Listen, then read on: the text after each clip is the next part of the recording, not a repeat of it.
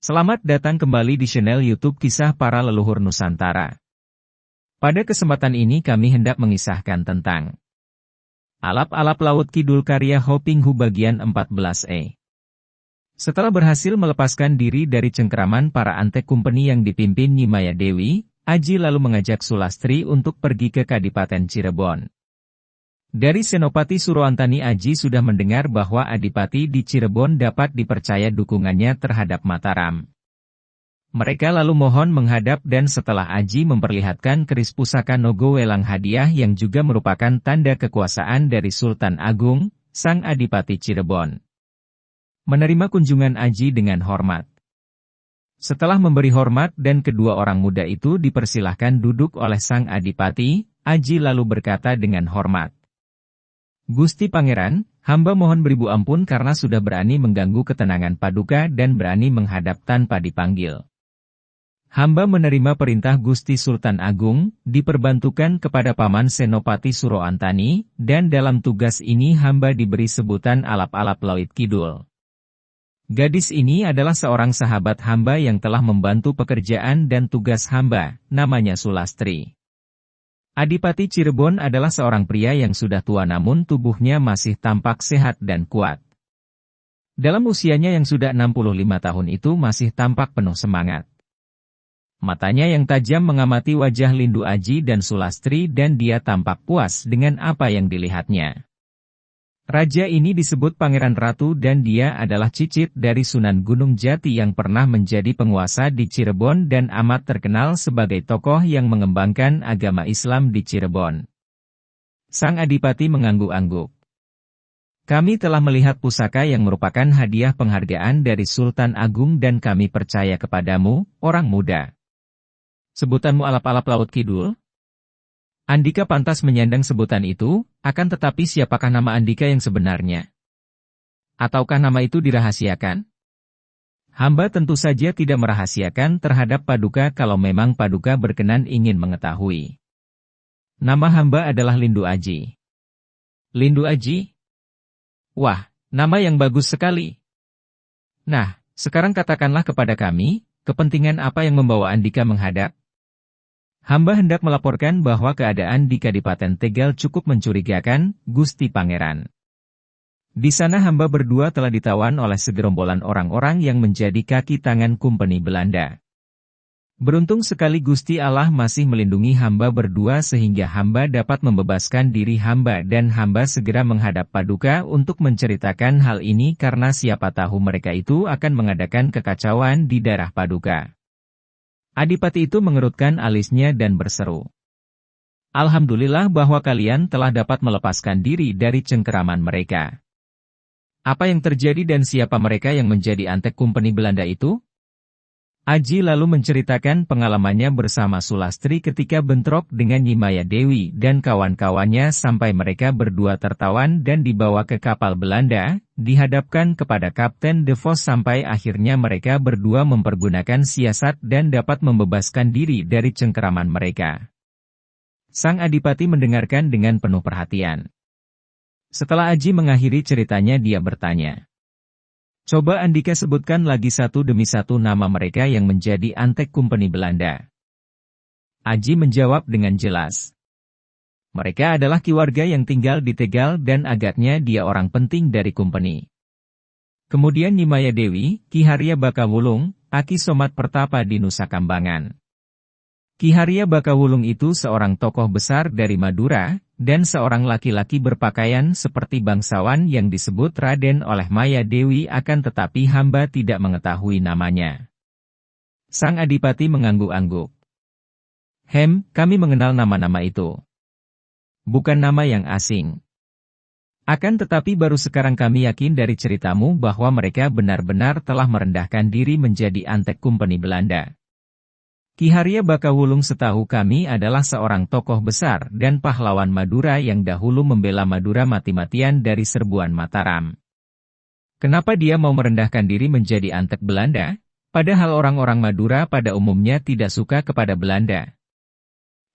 Kukira dia hendak membalas dendam kepada Mataram dengan jalan membonceng kekuatan kumpeni. Dan Nyi Maya Dewi? Kami mengenal wanita cantik sebagai Putri Mendiang Resi Koloitmo, seorang datuk sesat yang amat terkenal dari Parahyangan dan karena kejahatannya bahkan menjadi buronan kerajaan Pajajaran. Kabarnya putrinya itu juga menjadi seorang gadis yang sakti mandraguna namun sesat seperti bapaknya, akan tetapi sungguh tidak disangka-sangka bahwa ia pun begitu jauh tersesat untuk mengabdi kepada bangsa Belanda memusuhi bangsa sendiri dan mengkhianati tanah airnya. Dan tentang Aki Somat? Wah, kami pernah juga mendengar nama tokoh dari Nusa Kambangan ini. Namanya juga tak dapat dibilang bersih. Kabarnya dia menjadi datuknya para bajak laut dan perampok di daerah Cilacap dan Banyumas. Akan tetapi juga sungguh mengejutkan kalau kini dia begitu merendahkan diri untuk menjadi antek Kompeni Belanda. Adapun tentang Ki Warga, dia itu seorang yang aneh. Ada berita bahwa dia memang orang kepercayaan Adipati Tegal dan dialah orangnya yang menjadi perantara dalam semua urusan dengan pihak Kompeni Belanda. Masih diragukan apakah dia itu antek Belanda ataukah sebetulnya dia alat Kadipaten Tegal untuk menyelidiki keadaan demi keuntungan Kadipaten Tegal yang sebetulnya tidak memperlihatkan tanda-tanda menentang Mataram, akan tetapi juga tidak berkeras menolak kehadiran kapal Kompeni di pantainya. Bagaimanapun juga, berita yang Andika sampaikan kepada kami ini amat penting sehingga kami dapat bersiap-siap dan waspada terhadap segala kemungkinan buruk. Hal ini sudah menjadi tugas kewajiban hamba, Gusti. Paman Senopati Suroantani memang memesan kepada hamba untuk menceritakan semua hal yang menyangkut gerakan Kompeni Belanda melalui para mata-matanya kepada para kadipaten yang menjadi sekutu Mataram termasuk Kadipaten Cirebon. Karena itu, hamba mengharap Paduka Sudi mengirim utusan untuk mengabarkan semua ini kepada Paman Senopati Suroantani di Mataram. Jangan khawatir. Kami akan mengabarkan semua kepada Senopati Suroantani di Mataram.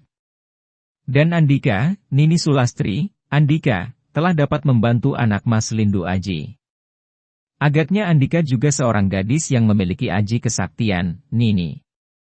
Apakah Andika tunggal guru dengan anak Mas Lindu Aji? Hamba bukan saudara seperguruan Kakang Mas Aji, Gusti.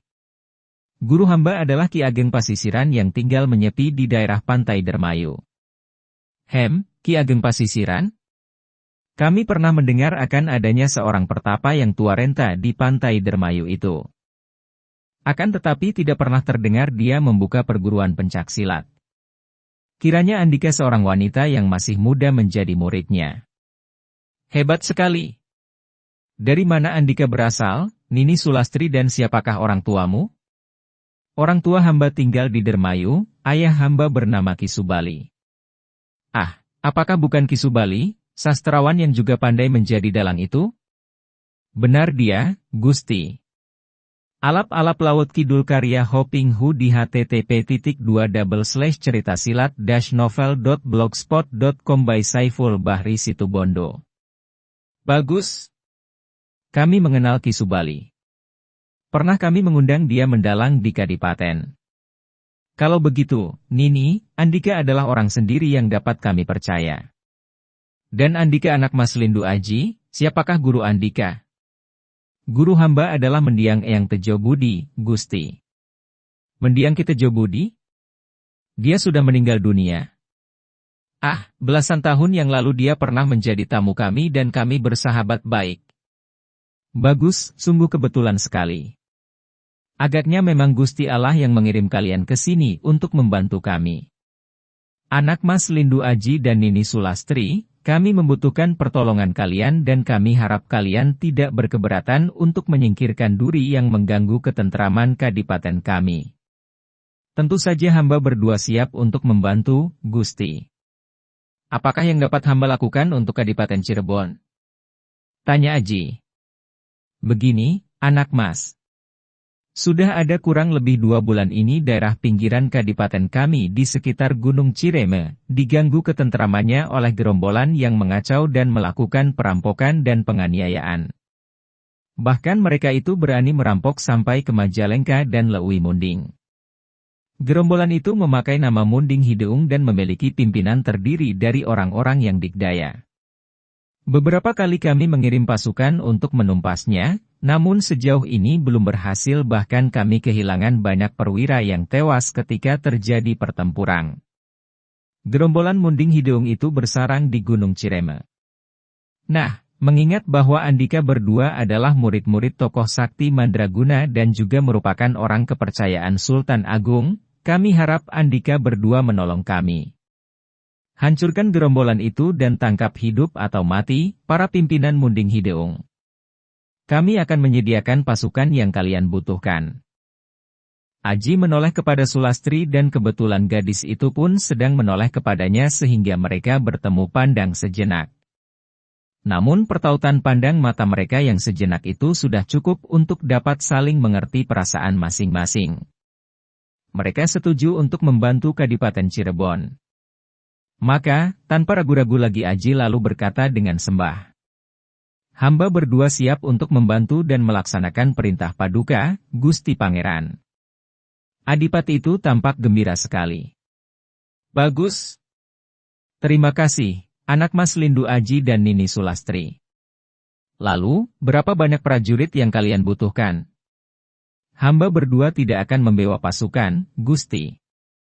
Kalau membawa pasukan, tentu akan mudah ketahuan dan gerombolan itu dapat bersiap-siap, bersembunyi atau bahkan menjebak kami.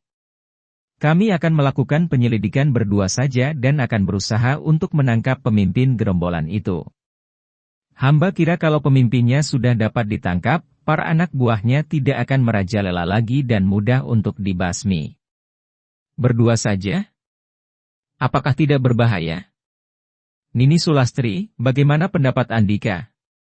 Pendapat hamba sama dengan pendapat Kakang Mas Aji, Gusti. Dengan bekerja berdua saja, kami akan lebih mudah menyusup ke sarang mereka dan lebih leluasa bergerak. Sang Adipati mengangguk-angguk. Hebat! Kami kagum akan keberanian dan semangat kalian orang-orang muda. Mengingatkan kami puluhan tahun yang lalu ketika kami masih muda. Petualangan-petualangan seperti inilah yang membangkitkan semangat dan gairah hidup. Menghadapi bahaya, rintangan, ancaman, dan tantangan dan berhasil mengatasi semua itu. Alangkah indahnya.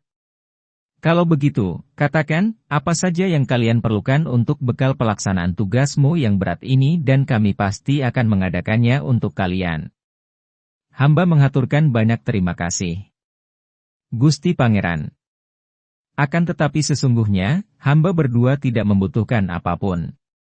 Kata Sulastri. Benar, Gusti Pangeran. Hamba berdua hanya membutuhkan doa restu Paduka.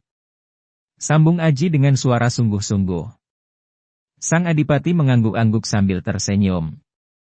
Tentu sekali. Kami akan selalu berdoa semoga Gusti Allah melindungi Andika berdua dan akan membimbing Andika sehingga tugas berat ini dapat Andika laksanakan dengan berhasil baik. Nah, kalau begitu berangkatlah sekarang juga. Kasihan rakyat kami di pinggiran kalau kekacauan ini dibiarkan berlarut-larut. Sendika, kami nyuwun pangestu, Gusti. Kata Aji dan Sulastri sambil menyembah. Sang Adipati melambaikan tangan dan keduanya lalu keluar dari ruangan Paseban. Akan tetapi begitu mereka tiba di pintu gerbang Kadipaten, dua orang prajurit yang menuntun dua ekor kuda menghadang mereka dan memberi hormat lalu berkata, kami diperintahkan Gusti Pangeran Ratu untuk menyerahkan dua ekor kuda ini kepada Andika berdua. Aji saling pandang dengan Sulastri dan kedua orang muda ini tertawa senang. Jalan pikiran mereka sejalan. Kalau bicara tentang kebutuhan mereka pada saat itu, yang mereka butuhkan memang dua ekor kuda sehingga mereka dapat melakukan perjalanan menuju pegunungan Careme dengan cepat. Mereka mengucapkan terima kasih, mencengklak kuda masing-masing dan melarikan kuda keluar dari Kadipaten Cirebon. Menjelang senja tibalah mereka di sebuah dusun yang berada di kaki Gunung Careme, yaitu dusun kecil yang disebut Dusun Kapayun. Karena di dusun sekecil itu tidak terdapat warung makan maupun penginapan, Aji dan Sulastri lalu langsung mencari rumah pamong dusun atau kepala dusun itu. Semua orang menunjuk ke sebuah rumah yang lebih besar daripada sekitar 30 rumah yang berada di dusun itu. Kisah Jali, Pria berusia 50 tahun yang bertubuh tinggi kurus berkumis panjang yang menjadi pamong dusun Kapayun, menyambut dua orang muda itu dengan sinar mata penuh curiga. Sinar matanya memandang penuh selidik kepada dua orang muda yang sedang menambatkan kuda mereka di sebatang pohon di pekarangan rumahnya. Setelah menambatkan kuda, Aji dan Sulastri melangkah menuju ke pendapa dan disambut oleh laki-laki yang tinggi kurus itu. Aji membungkuk dengan hormat lalu bertanya. "Maafkan kami, Paman. Kami hendak bertemu dengan Paman Sajali yang menjadi pamong dusun ini." Andika siapakah dan ada keperluan apakah hendak bertemu dengan pamong dusun?" Mendengar pertanyaan yang dilakukan dengan sikap kasar dan galak itu, Sulastri tak sabar lagi dan menjawab dengan galak pula. "Kami adalah orang-orang kepercayaan dan utusan Gusti Pangeran Ratu di Cirebon untuk membasmi gerombolan yang dipimpin Munding Hideung." Orang itu tampak terkejut, matanya terbelalak dan sikapnya berubah hormat. Kiranya Andika berdua adalah utusan Gusti Pangeran Ratu? Mohon maaf atas sikap saya tadi, Den Mas dan Den Roro. Saya adalah Ki Sajali, pamong dusun ini. Melihat Ki Sajali bersikap hormat, Aji segera berkata dengan lembut pula. Bagaimanapun juga, dia dan Sulastri membutuhkan bantuan kepala dusun itu untuk diberi makan malam dan tempat peristirahatan malam itu. Maaf, Paman Sajali. Sesungguhnya bahwa kami berdua adalah utusan Gusti Pangeran Ratu yang mengemban tugas membasmi gerombolan pimpinan Munding Hideung yang mengganas di sekitar Gunung Careme. Karena kami kemalaman di sini, maka saya mohon Paman suka menampung kami untuk semalam ini. Saya bernama Aji dan Nona ini adalah Sulastri. Silakan, Den Mas Aji dan Den Roro Sulastri. Saya merasa girang dan mendapat kehormatan besar sekali Andika berdua sudi bermalam di sini. Mari silakan masuk, barangkali Andika berdua ingin mandi-mandi dan mengaso dulu. Saya akan menyuruh orang mempersiapkan makan malam. Wah, tidak usah terlalu merepotkan Paman, kata Aji agak rikuh. Tidak, sama sekali tidak repot, Den Mas. Kepala dusun itu melangkah masuk diikuti dua orang muda itu. Mereka mendapatkan dua buah kamar dan dengan ramah Ki Sajali mempersilakan mereka untuk mandi di kamar yang berada di belakang, lalu meninggalkan mereka untuk mempersiapkan makan malam. Aji dan Sulastri memasuki kamar masing-masing. Kamar yang kecil sederhana, namun cukup lumayan untuk melewatkan malam itu karena di situ terdapat sebuah amben, dipan, yang bertilamkan tikar yang cukup bersih. Aji bersikap hati-hati dan mereka mandi bergantian untuk dapat melakukan penjagaan atas barang-barang yang mereka tinggalkan dalam kamar. Setelah selesai mandi dan bertukar pakaian, mereka keluar dari kamar, meninggalkan buntalan pakaian mereka kecuali senjata mereka yang mereka bawa. Sulastri menggantungkan pedang Nogowilis di punggung sedangkan Aji menyelipkan keris Nogowelang di ikat pinggangnya. Mereka bertemu di luar kamar dan Sulastri berbisik. Mas Aji, engkau melihat sesuatu yang aneh? Di rumah ini? Di rumah ini dan di dusun ini. Sikap Ki Sajali itu cukup mencurigakan. Tadinya dia bersikap angkuh, keras dan curiga, kemudian setelah dia tahu siapa kita, sikapnya berubah dan berlebihan, bahkan menjilat. Sikap seperti itu biasanya menyembunyikan niat tertentu yang tidak baik. Aku melihat yang lebih aneh lagi. Apa itu Lastri? Apakah engkau tidak melihat di waktu pergi ke belakang untuk mandi tadi? Di rumah ini tidak tampak ada wanitanya. Semuanya laki-laki, bahkan aku melihat kesibukan di dapur juga dilakukan laki-laki dan mereka semua masih muda dan kelihatan kasar. Aku ingat sekarang. Pantas ketika aku memasuki dusun dan bertanya-tanya tentang kepala dusun, aku merasa ada sesuatu yang kurang di dusun ini, yaitu tidak tampak adanya wanita dan kanak-kanak di dusun ini. Benar, bahkan tidak ada laki-laki tua. Semua laki-laki muda yang kelihatan kasar. Inilah yang kuanggap aneh dan tidak wajar, kata Sulastri. Aji mengangguk-angguk. Diam-diam dia merasa girang bahwa perjalanannya ditemani seorang gadis seperti Sulastri yang ternyata selain dikdaya, juga cerdik dan waspada. Kiranya cukup sekian dulu, silahkan ikuti kisah alap-alap Laut Kidul bagian selanjutnya di waktu dan jam yang sama dengan cara klik subscribe dan juga loncengnya, agar Anda selalu mendapatkan notifikasi jika channel YouTube ini mengupload video berita terbaru.